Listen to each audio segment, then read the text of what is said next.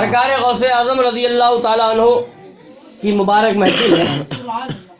ایک عیسائی سرکار غوث اعظم رضی اللہ تعالیٰ عنہ کے زمانے میں تھا۔ وہ عیسائی لوگوں کو گمراہ کرتا تھا، بہکاتا تھا، کیا کہہ کر کے کہ دیکھو میرے نبی عیسیٰ علیہ السلام کی شان تمہارے قرآن میں ہی موجود ہے کہ میرے نبی کے بارے میں، حضرت عیسیٰ علیہ السلام کے بارے میں، کہ وہ اندھوں کو آنکھ عطا کر دیا کرتے تھے، سفید داغ والوں کو شفا دے دیتے تھے، کوڑیوں کا کوڑ صحیح کر دیا کرتے تھے، وہ بے اولاد کو اولاد دے دیا کرتے تھے۔ تمہارے قرآن ہی میں ہے کہ وہ مردوں کو بھی زندہ کیا کرتے تھے۔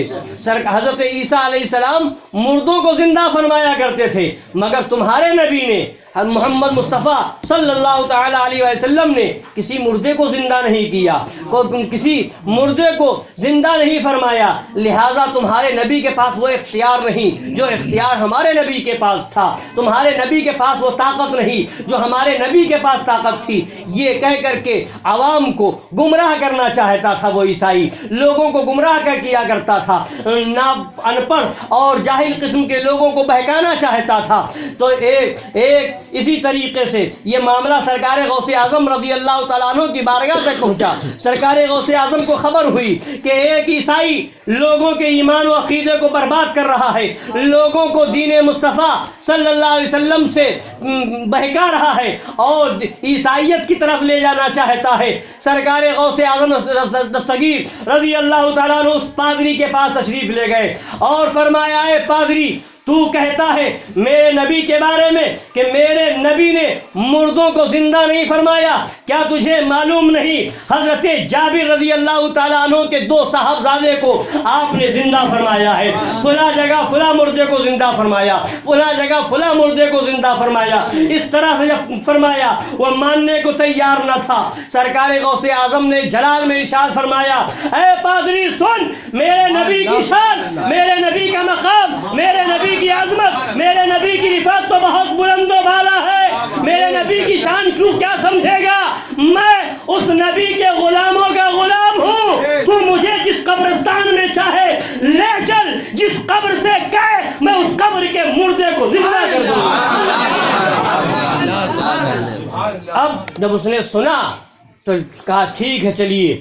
اب وہ سرکار غوث اعظم کے ساتھ چل رہا ہے۔ سرکار غوث اعظم تشریف لے گئے اور ایک قبرستان کے اندر جا کر کے ایک پرانی قبر تھی، پرانی قبر کے اوپر بہت ہی زیادہ کئی 100 سال پرانی قبر تھی۔ اس قبر کے پاس لے جا کر کے کہا کہ اس قبر کے مردے کو آپ زندہ کر کے دکھائیں۔ جب اتنا سنا تو سرکار غوث اعظم دستگیر رضی اللہ تعالیٰ عنہ پیران پیر روشن ضمیر نے جب اس قبر مبارک پر نظر ڈالی تو ارشاد فرمایا، پادری سن، اس قبر میں جو لیٹا ہوا ہے جب وہ دنیا میں تھا، زندہ تھا، تو وہ گویا تھا۔ اب تو بتا کیسے زندہ کروں؟ یہ خاموشی کے ساتھ قبر سے اٹھے یا گاتا ہوا اٹھے، کیسے زندہ کروں؟ جب یہ سنا تو اس پادری نے کہا کہ آپ اس طرح سے زندہ کریں کہ یہ قبر سے گاتا ہوا اٹھے۔ سرکار غوث اعظم نے اسی قبر کے اوپر ٹھوکر ماری اور ٹھوکر مار کے فرمایا، قم باذن اللہ، اللہ کے حکم سے اٹھ جاؤ۔ وہ مردہ جو قبر میں لیٹا ہوا تھا وہ اٹھ قبر کے باہر قبر کو چیرتا ہوا، اور جو گایا کرتا تھا وہ گاتے ہوئے باہر نکل گیا۔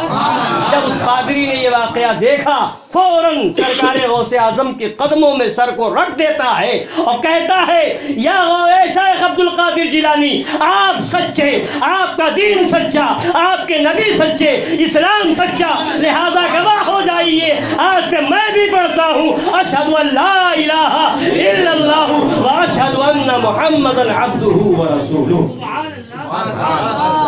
یہ ہے سرکار غوث اعظم دستگیر کی قدرت، یہ ہے سرکار غوث اعظم کی طاقت۔ جب میرے غوث اعظم کی طاقت کا یہ عالم ہے تو پھر میرے نبی کی طاقت کا کیا عالم ہوگا، میرے نبی کے اختیار کا کیا عالم ہوگا؟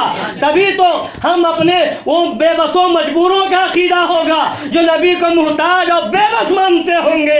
الحمدللہ ہمارا عقیدہ کل بھی یہی تھا، آج بھی یہی ہے، اور اعلان کرتے ہیں مرتے دم تک، صبح قیامت تک یہی رہے گا کہ میں تو مالک ہی کہوں گا کہ ہو مالک کے حبیب، یعنی محبوب و محب میں نہیں میرا تیرا۔ جب یہ خبر لوگوں میں پھیلی کہ سرکار غوث اعظم دستگیر کے بارے میں، اب مخالفین اور دشمنوں کے دل میں ایک عجیب کیفیت پیدا ہوئی۔ اب ان لوگوں نے سازش رچنا شروع کی کہ اب کوئی ایسا طریقہ نکالا جائے کہ سرکار غوث اعظم کو لوگوں کے سامنے معاذ اللہ نیچا دکھایا جائے، ان کو کسی طریقے سے لوگوں کو بتایا جائے۔ ان لوگوں نے مشورہ کیا کون سا طریقہ اپنایا جائے کہ ہم لوگوں کے سامنے کہہ سکے کہ یہ مردے کو زندہ کیسے کر سکتے ہیں۔ تو جب یہ خبر پھیلی، لوگ دین عیسائی چھوڑ کر کے سرکار کے دین میں داخل ہونے لگے۔ تو اب یہ جب بات، یہ کرامت جب پورے بغداد میں، پورے علاقے میں پھیلی، تو عیسائیوں نے مل کر کے کچھ لوگوں کو ساتھ میں لیا اور مل کر کے ایک سازش رچی۔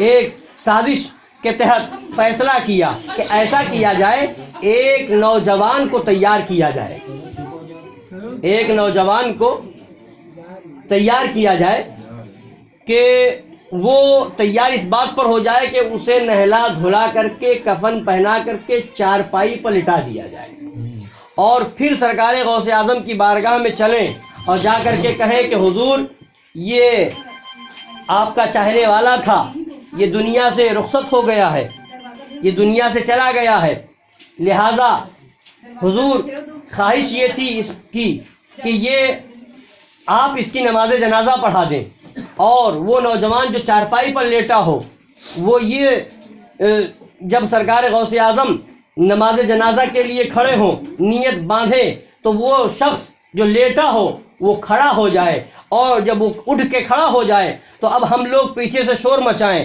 کہ یہ ہیں جو کہتے ہیں کہ ہم مردوں کو زندہ کر دیا کرتے ہیں، یہی نہیں معلوم کہ چارپائی پر زندہ لیٹا ہے یا مردہ لیٹا ہے۔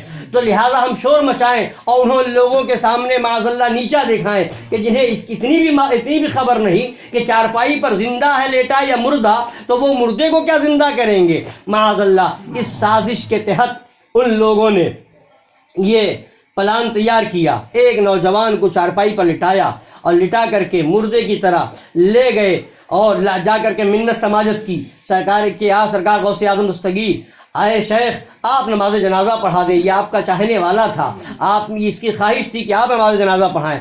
سرکار غوث اعظم نے نظر ڈالی تو پہچان لیا کہ وہ چارپائی پر مردہ نہیں زندہ لیٹا ہوا ہے۔ ارشاد فرمایا کہ لے جاؤ کسی اور سے پڑھوا لو، کوئی اور پڑھا دے گا، مگر ان لوگوں کو کرنا کچھ اور تھا، سازش کچھ اور تھی۔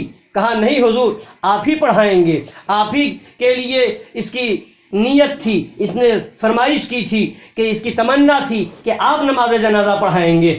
اب سرکار غوث اعظم نے دیکھا، ملاحظہ فرمایا کہ یہ لوگ ماننے کو تیار نہیں ہے، کسی طرح سے آگے بڑھنے کو تیار نہیں ہے، تو سرکار غوث اعظم نے فرمایا اگر نہیں مانتے ہو تو لاؤ پڑھا دوں۔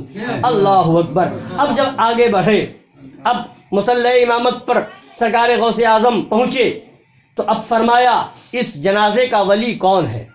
اس کا باپ کانپتا ہوا ڈرتا ہوا آگے بڑھا۔ اس نے جب سنا کہ جنازے کا ولی کون ہے تو باپ کی ایک محبت ہوتی ہے، بہرحال اس کو ایک ڈر محسوس ہوا، مگر پھر سوچا کہ میرا بیٹا تو زندہ ہے، میرے بیٹے کو کیا ہوگا۔ بہرحال اس نے جب آگے بڑھا کہ میں ولی ہوں، آپ نے فرمایا کیا تمہاری اجازت ہے کہ میں تمہارے بیٹے کے جنازے کی نماز پڑھا دوں؟ تو اس کے بعد سوچ کر کے اس نے کہا ہاں اجازت ہے، آپ پڑھا دیں۔ اب ادھر لوگ سازش کے تحت کھڑے ہیں، اب ادھر غوث اعظم نے جنازہ کے سامنے نیت باندھی، اللہ اکبر کہا، لوگ پیچھے انتظار میں ہیں۔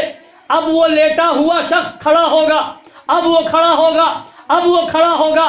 پہلی تکبیر ہوئی، دوسری ہوئی، تیسری ہوئی، چوتھی ہوئی، سرکار غوث اعظم نے سلام پھیرا اور ارشاد فرمایا جا عبد القادر نے جنازہ پڑھا دیا ہے، اب یہ قیامت سے پہلے نہیں اٹھ سکتا۔ العما قہر ہے اے غوث وہ تیکھا تیرا، العما قہر ہے اے غوث وہ تیکھا تیرا، مر کے بھی چین سے سوتا نہیں مارا تیرا، مر کے بھی چین سے سوتا نہیں مارا تیرا۔ ادھر مردہ تھا زندہ کر دیا، ادھر زندہ تھا اسے مار دیا، وہ ہے غوث اعظم کی شان، حکم نافذ ہے تیرا، خامہ تیرا، سیف تیری، دم میں جو چاہے کرے، دور ہے شاہ تیرا، دم میں جو چاہے کرے، دور ہے شاہ تیرا۔ سرکار غوث اعظم کی جب طاقت کا یہ عالم ہے، ان کے اختیار کا یہ عالم ہے، تو پھر ہمارے نبی کی شان کا عالم کیا ہوگا، ہمارے نبی کے اختیار کا کیا عالم ہوگا۔